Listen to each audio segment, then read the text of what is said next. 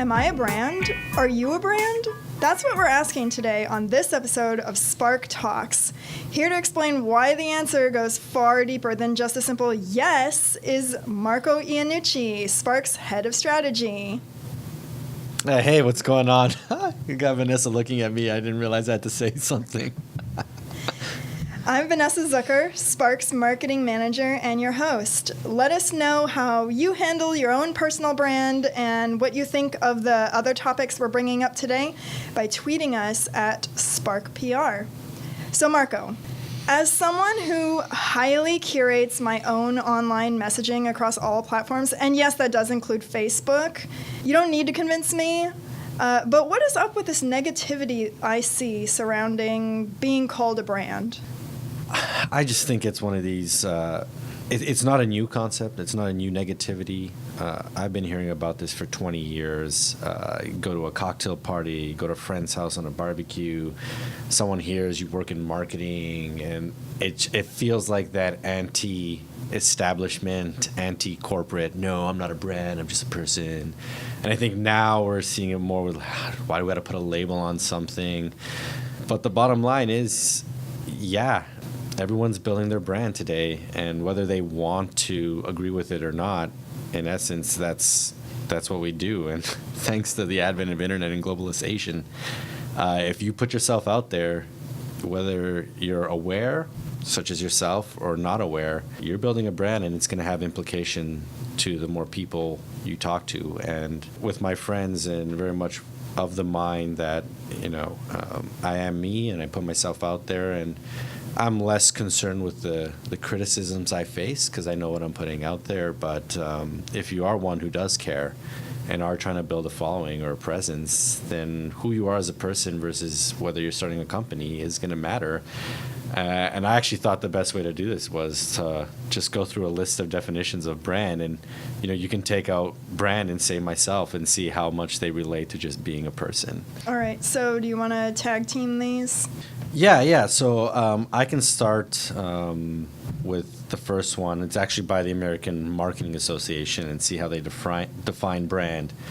And so what they say is it's a name, term, design, symbol, or any other feature that identifies one seller's good or service as distinct from those of other sellers. The legal term for brand is trademark. A brand may identify one item, a family of items, or all items of that seller. If used for the firm as a whole, the preferred term is trade name. So we're going back to ancient Greek days when different that's what potters, it kind of sounds. They all made their own different pots, and if one stamped with one name showed up in the market, you knew it wasn't going to fall apart when you put something in it. So it's to associate quality with that brand. Yeah, essentially. That's what it is. However, you can apply that to how opinions matter on why we follow certain people on Twitter and why we don't follow certain people on Twitter. So you can see how you react and how you tweet and how many followers you get on your tweet and why people are talking about you should follow this guy or you should read this blog. It has the same concept and principle behind it, even if it's not a brand in traditional sense. This next one is from Donna Antonucci, not Iannucci. Brand is a known identity of a company in terms of what products and services they offer, but also the essence of what the company stands for in terms of service and other emotional, non-tangible consumer concerns. Yeah, so this one I think is strong. And the end of that, what the company stands for, and that part, non-tangible. I mean, this is really what we're getting at the heart of with an individual versus a brand. It's the non-tangible assets. It's the way you're presenting yourself to the public, to your friends, at a party, at a bar, at your workplace. The way you respond to people, the way you conduct yourself in various situations are all non-tangible things that is traditional in a brand, because you don't have, let's say, a symbol or a trademark in the traditional sense or a slogan in the traditional sense. But everything you do adds up to a characteristic. And if you're out there on social and if you're out there in your workforce, someone is painting a picture of you And that is a brand. Whether we like it or not, that is a brand. And the way you conduct yourself will make other people determine how often they're going to conduct talking to you or having a conversation with you in the future. Yeah, I've seen a little bit of success in my own personal branding in the sense that I've had 2 people come up to me on different occasions for different reasons and say, hey, I was posting this and the first person I thought of was you. And I was like, oh, yeah, it's because it's related to what I'm trying to put out there about myself. Yeah. It's working. And that's the power, right? So that's the thing people don't want to attribute or give a kudos to, but that is brand. That is branding. It happens over time. But the fact that a friend is saying, it made me immediately think of you, that's what we're trying to do and hit at the concept of brand. That is why we have awareness campaigns. The whole point of an awareness campaign is awareness. So if you do it right and someone remembers your brand, hello, Nike, just do it, Apple, think differently. We remember these things because it's been hammered in our minds. And as a person with your group of friends and your coworkers, the more you act a certain way, the more you do a certain thing. If someone at the end of the day says, oh, this made me think of you, that's branding. Okay, let's go with this next one. The author of The Now Revolution, Amber Naslund, says, branding is the art of aligning what you want people to think about your company with what people actually do think about your company, and vice versa. I mean, amazing. Yeah. Aligning what you want people to think about your company. I stop right there and think of the most social friends or the most, let's say, social connections I have, because, sometimes you meet someone for the first time, you connect with them on Facebook. You're not really going to be friends with that person for the rest of your life, but they show up on your feed because you just connected with them. You can see with some of your friends and their attitudes when they're projecting themselves on social media, or when you're like, you're just fishing for compliments. We use a lot in my group the hashtag humble brag. You know that. You see that with friends. I mean, what you want people to think about you says something. And we see that a lot with social media and just your friend network versus a company, what you're portraying and what you want people to get out of it. So as we read these more and more, I mean, it's no-brainer that if you're an individual or a company, you're a brand. I think we've covered what the next one. Yeah, I don't know if we need to. We had about 3 or 4 more, but the only other one that I think is cool is Cheryl Burgess, and she says, a brand is a reason to choose. Yeah. Interesting. All right, so we're talking about an individual being a brand, a company being a brand, but what was this shift that happened that made everybody so crazy about brands and building them?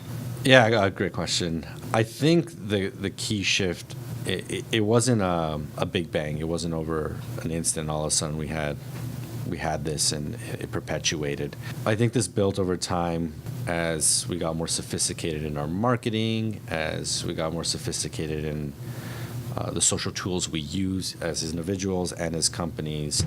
And I think a lot what you hear now, and it has a different context, but it's the social value that's been the key shift for me personally from what we're seeing and talking to our clients, that's created this idea that now companies and the individuals linked to companies and an individual outside of a company more than ever is power of branding. We talk a lot to our clients and within ourselves when we're brainstorming. What we're seeing more and more is just like push-pull marketing. You can't just push messages anymore, because the minute something's out there in the market, people can have an opinion about it, and it can spread like wildfire based on the networks that they have. And it's not even that you can localize it to a community, because that community could spread to a nation, to a group of continents, to global. And so that shift really happens where before a brand could sort of have a monologue.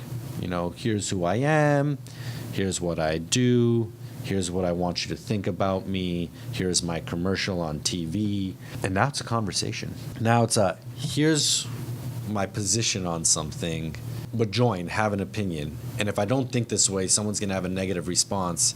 And now I have to respond to that negative response. I mean, we see that with the concept of social care. And if you have an issue with a provider of a service, for example, out here in the West Coast, Comcast is our biggest TV and cable provider and internet provider, they are surgical about destroying your will to speak to someone on the phone. Surgical about it. So your contract comes, ends, you get your next bill, all of a sudden there's $100 more on your monthly bill, you call someone and it's like pulling teeth. But if you tweet them immediately and say that they're terrible, you get a response. Yep. That is what we've done with social value. And because that has happened, brands are held more accountable and people are held more accountable. And that is why, whether we like it or not, if you can be held more accountable today by your peers, you have to watch more than ever what you say, i.e. you have to think about yourself, i.e. you're thinking like yourself as a brand. Mm-hmm. And I think that's really what has happened over the course of the last decade that's made it so different for all of us as individuals and as brands. I mean, people have to believe your message. And I think what we're hearing more and more today in branding and marketing, these words keep popping up: narrative. You hear that in sports a lot. This team's narrative, this company's narrative, this individual's narrative. What does he want to accomplish? What does LeBron James want to accomplish? Calling it a narrative. In what world 10 years ago would you hear an athlete being considered having a narrative in their success to win a championship? It didn't exist. We hear a lot trust and is a brand authentic? You think about these pillars and founding words. Marketing's changed. It's not what it used to be. And so when I start hearing things like this, we're talking about people's belief systems, and that is why more than ever an individual is a brand. And that permeates into the company, and culture in companies now is more important than ever, and blend that with the role of marketing and the role of technology. And it's an is. It's no longer I'm not this and I'm not and I want to be this. It's no, everyone's a brand. It is what it is today. Mm-hmm. You can either choose to accept it or be negative about it, but it is. Right. Oh my goodness. If everyone is a brand, then there are billions and billions of brands out there. So gaining someone's trust and having them choose you is more difficult than ever. It's more difficult than ever. The advent of programmatic and the Outbrains and Tabulas of this world, and we're getting into audience targeting and how do we go from demographic to psychographic, and because everything is becoming so customized. So can I get at the individual? We talked about this a few weeks ago, but that's influencer marketing didn't exist as a channel. It just didn't. And if it did, it was very few people. It was maybe you could consider a highly touted reporter or journalist as a real first crack influencer. Or celebrity. Yeah, a celebrity would have been considered a prominent influencer. Journalists and reporters had to keep things factual, or they would lose their credibility. Yeah. So you couldn't really call it. I guess you couldn't really call them an influencer, but they had the most audience. Right. But celebrities definitely were your traditional influencers. If you could get them to buy into a brand, that brand could increase. Now, if you have a certain following that's even 50,000 people, and you write a blog and it's in a specific industry, and I sell things in that industry, I'm going to try to find you to talk about my product. That didn't exist. It just didn't. It's a great thing, but we're having to think harder, think differently about how we want to market people, and what is too much and too little in terms of profit and revenue. All right, so let's get a little bit more into the CEO of the company as a spokesperson. Yeah. Because you were telling me, Marco, that if you're at a high place in a company, you can no longer separate your home self and your work self, because what you do at all times is a reflection of your company. Yeah, so, listen, everyone always says, I'm a person at work, I come home, I shut off, and then I'm myself, and I have two different personas, my work persona and I think that's complete BS. You are who you are. You take your problems at work home, and you take your home problems to work. And whether you can say you separate them or you don't, you're one person, and those problems weigh on your shoulders at all times. Yeah. I think you do a disservice to your company and to your family if you try to separate the two. You're always learning. So you take that and you extrapolate it to the CEO level, who is in the spotlight at all times. it is a world of pain today if you're a CEO or a founder. If you are the person people see as the founder, the startup company, I mean, we're in Silicon Valley, so obviously it's more prevalent here. More than ever before, what you say is a direct reflection of what your company thinks. We're seeing time and time again the errors happen in the market today. Oh, yes. And I can't for the life of me figure out who the PR teams are for these companies or who they're talking to on their corporate communication side, that they're not even they're having a structured, measured approach to it. They're making errors on this and not understanding that if you have an opinion as an individual and you run a significantly large company, those two can't be separate in the consumer's eye, period. It just can't. And this is my favorite part of the podcast because we're going to get into a few examples. But not just at an individual level. We can see it on the marketing level. And so that's the gist of being a C-suite person today. All right. I'm going to start with a very famous person who is a very good example of this. Mark Zuckerberg from Facebook. After the election, when Trump became president, Mark Zuckerberg was on record as saying that he didn't think that fake news was a very big deal, and he didn't think that it had any effect on the election. But then he changed his views later on. Now, you'll notice, Facebook is changing a lot to avoid fake news. So somehow it went from his personal opinion to big changes in the company. The most recent change as of this recording is when you go to share a news article. If it's from a very biased site, it will warn you beforehand saying that the sources are dubious and maybe you should fact check before you share it. There you go. There's the first example of you have to watch what you say as an individual when you go out there, because maybe that is actually Mark's opinion. That could be his genuine opinion about fake news. And if he was an individual who just happened to be on Facebook or a prominent person in a different company, it could be okay.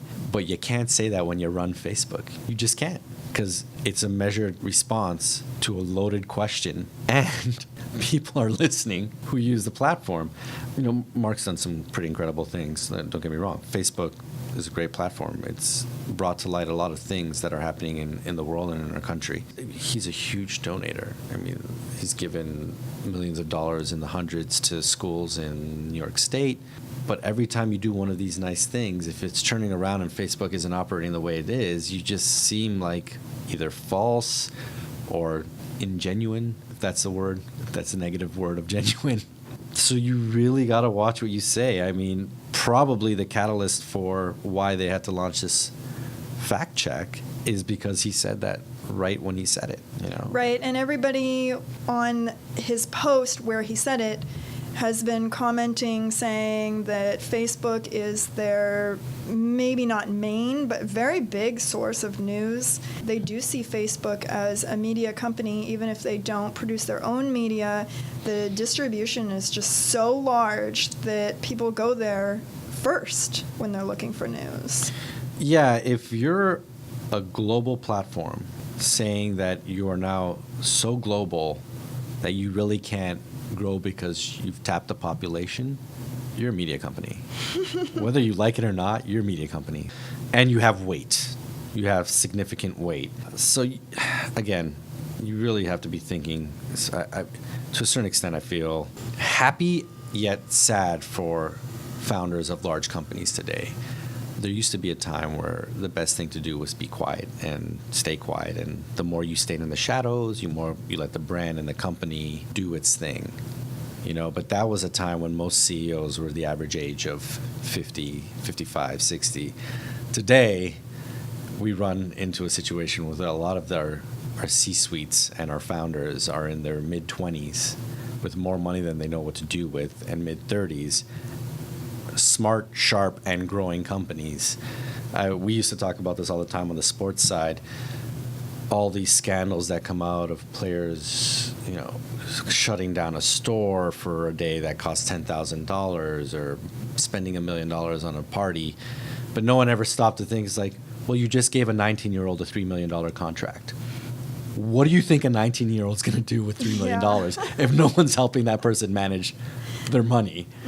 It's kind of the same thing. You tell a 25-year-old they built a $300 million company, how do they not think they're on top of the world? There's got to be some onus and responsibility on everyone's part here. So, but that's the first powerful example. You can't think of Mark as someone who's separate from Facebook. They are the same thing. Right. Well, speaking of hiding in the shadows, Travis Kalanick of Uber did not do that. No, he didn't. In this video that he was on, he was a passenger in one of his own Uber Black cars, and he started talking business with the driver. The driver was getting upset, claiming that he went bankrupt because of Travis's changes in the company. Travis was defending, saying there were no changes and what he was doing was good for the business. And then it went sour when he personally attacked the driver because the driver wouldn't let it go. And a lot of people attacked him for this. He had to apologize for it. Funny, from our previous example, one of the key things he said is he needs to grow up. Yeah, he himself said that he needs to grow up. I was kind of impressed by that. Yeah, this is one of those cascading companies right now where they seem to be able to do no right. From the scandals they're having in their company to Travis for a second time being called out in the media. It's a shit show. Yeah. Has it affected Uber's image? And separately from that, has it affected its bottom line? No, I don't think it's actually affected its bottom line. All right, so this is the problem with our news cycles today and our media today. I think it will have long-term consequences. Just like it takes sometimes a substantial path to get to building a strong brand, these kind of stunts are more of a, and I call them stunts, they have a weight. They're not a stunt in the sense of like, oh, they intentionally did it, but like these media gaps or these gaffes or these falls take a while before they come to fruition and understanding. So I have it on good faith that a friend of mine mentioned to me that it only took about a month for Uber to recoup the delete Uber accounts. So it hurt them for a little bit, and then they're back in operating. But, Travis's image is tarnished, and they're calling for his head. And we don't know who the next CEO is going to be. And if he steps down and they bring someone else in, are they going to be able to do the job that Travis did up until this point, regardless of his stupid actions, because they are stupid and he deserves to be reprimanded for being an idiot. But did it hurt their bottom line? I mean, they're not profitable. They've only received billions of dollars in funding. But before Uber, your choice was a taxi. And how terrible was that experience, especially for anyone here in San Francisco who had to bear with writing on the credit card machine saying we don't accept credit cards, cash only, or we can't get the credit card to work in this area, or not well-maintained cabs. It's just, there's a whole new world thanks to the Ubers and the Lyfts of this world and ride sharing in general. So it makes the world a better place, or a more efficient place, maybe not a better place. But your actions have consequences. Do you think that if Travis were to go out and start his own company, like a new company, or be CEO of another company, would his actions carry over? I mean, carry over into the image of the new company? If I had to bet on it, my answer would be no. America is fascinated with forgetting what happened yesterday, and even more fascinated with the comeback story. And so as much as people do wrong and don't do and are borderline crazy sometimes, the beauty of this country, and I say that because I'm Canadian originally, is that we do forgive. And we do give people second, third, fourth, fifth chances. And I think that's a great thing. Yeah. It's the reason we see change, and it's a huge, huge part of our ability to innovate. So yeah, I think if he started another company, if it was the idea was there and the concept was there, yeah, people would join. They'd say, well, he's obviously learned from his mistakes if he issued the right statements. Yeah. Okay, well, I'm going to take that positive note and go into another example of ragging on someone. It's Kevin Plank of Under Armour. So, Under Armour's chief executive, Kevin Plank, went on CNBC and praised President Trump as, quote, a real asset for this country, unquote, which sparked criticism from celebrity endorsers of Under Armour. So thus, his personal political opinion became a problem for his whole company. And as a result, I thought this was pretty interesting. He took out a full-page ad in a magazine to defend his statements, focusing on Under Armour's stances. Nowhere in the ad did it talk about his personal opinion. It just talked about how Under Armour stood for certain things. Yeah, I mean, I think that case in itself could pretty much serve as a representation for, am I a brand, and can you even separate that from your company anymore? Yeah, this is the case study. This is the that. case study for that. You know, if we've listened to the whole thing in context, it's funny, I like that you pulled those quotes out, the real asset for this country. It isn't as horrible as we all have like now made it on like what he said, but you, just like we're saying I'm a brand and you have to think about what you say, you can't take a portion of someone's entire position on a country and say that one thing is good and not assume people are going to be like, well, then you think everything is good. Mm-hmm. It just doesn't work that way. We don't follow brands that way. So to say that you think it's good for business and small business and an asset to getting things done the business way, while it may have some truth, you're also praising someone who's trying to cut spending on EPA, dismantle an Affordable Care Act. Now, you may agree with all these things, but if you're a brand like Under Armour, you can't have that position. Your best bet is to just stay away from politics, period. I'm sure if you could take it back again and that question was asked, his answer would have been more along the lines of, well, it's early, we'll wait and see, we're not sure, there's a lot of political turmoil. I mean, he has no business talking about politics. He doesn't. I guess he could have cited specific policies that would be good for businesses as being good. You could say businesses need certain policies to move forward.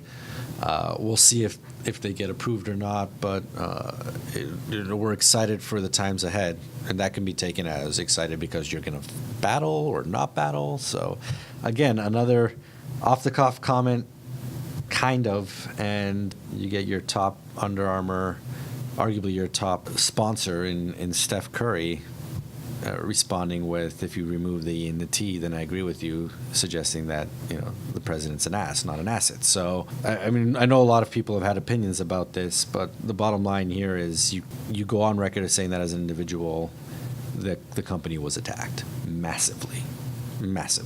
So. Mm-hmm. So my last example is a little different. It's not an individual who did something that affected a company. It is political.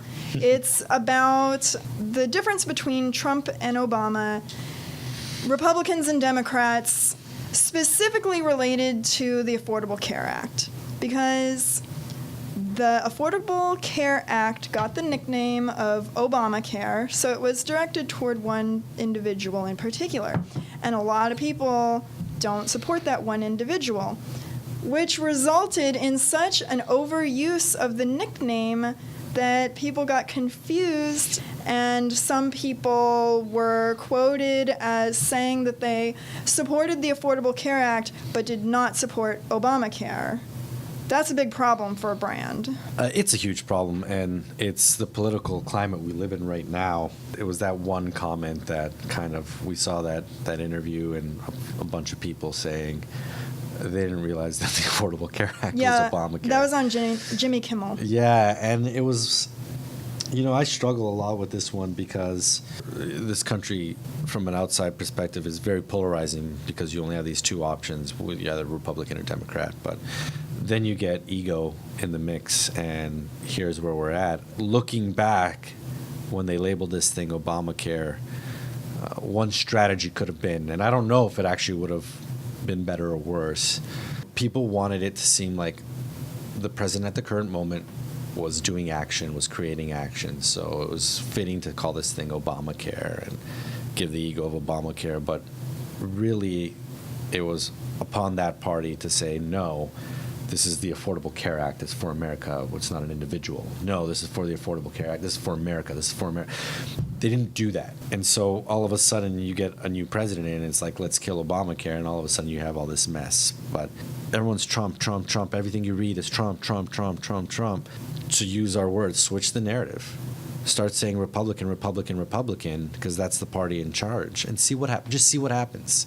Right? I think we always get this so twisted in the individual, and I get it. They represent the party, they represent the country in their action, but I'm not so sure Democrats and Republicans together would like it if the headlines were saying Republicans this, versus Trump. Yeah, he has a totally separate brand. He has a totally separate brand that's impeding politics, and we need to separate the two. And it's an example of the blurring lines between an individual and a party, and they're not separate.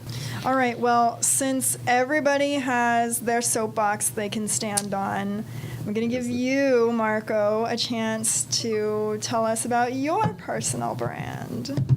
My personal brand, yeah, good one. I would say it's a quiet brand. I'm not very out there on my social channels, as we talked about 2 weeks ago. As a matter of fact, I'm actually just relaunching my Twitter. Wow. To see if it's something as a platform that's not dying or slowly, as the media has made it out to be. So what is your personal Twitter then? The handle's now Iannucci style, NUCCI style. So we'll see. It's a blend, like, we talking about a personal brand and work and life, and I enjoy the things in life like men's fashion and grooming. I worked in Fortune 500 cosmetics brand and a beauty brand. I like that kind of stuff. So, and I talk to my friends about it all the time. I'm really into like cool haircuts and wild, eccentric clothing. So I wanted to marry that with some advice every once in a while on marketing, because that's my trait. That's my specialty. That's what I love to talk about at work. As a brand, I like to look at myself as someone who's is more like a general. I don't want to be Kevin or Mark. I don't want to sit in the limelight, having to have a position on things and inserting myself in the conversations. If I could be more a Michael Clayton style person, I would. Well, I want to know about the listeners' personal brands as well. If you have built a brand that's working, let me know. Tell me what your handle is. Let me check it out. And if you have any questions about a personal brand, maybe you need some tips or a whole plan laid out before you, tweet us at SparkPR and we will be in touch. Thanks, Marco. No problem. Thanks, Vanessa. Walk out and see the bottom line rise.